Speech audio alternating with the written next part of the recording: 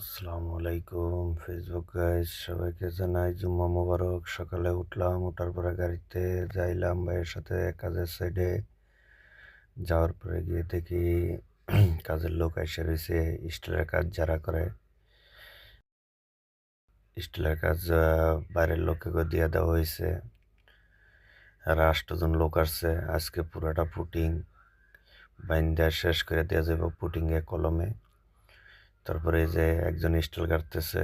পরে আবার গুরান্দা 10টার দিক দিয়ে সাইডে গেছি। যাওয়ার পরে গিয়েছে এদিক 4-5টা পুটিং বাইন্দা লাইছে।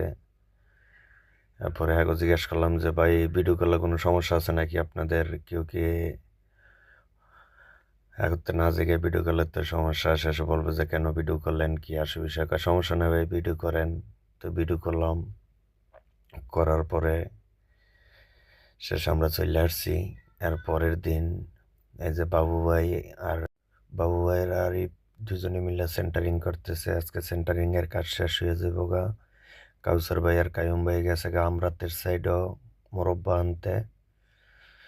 আজকে সেন্টারিং এর কাম শেষ হলে আগামী দিন ইঞ্জিনিয়ার আসবে। পরশুদিন ইনশাল্লাহ ডালাই। এই যে এটা হচ্ছে ডাবল জালি।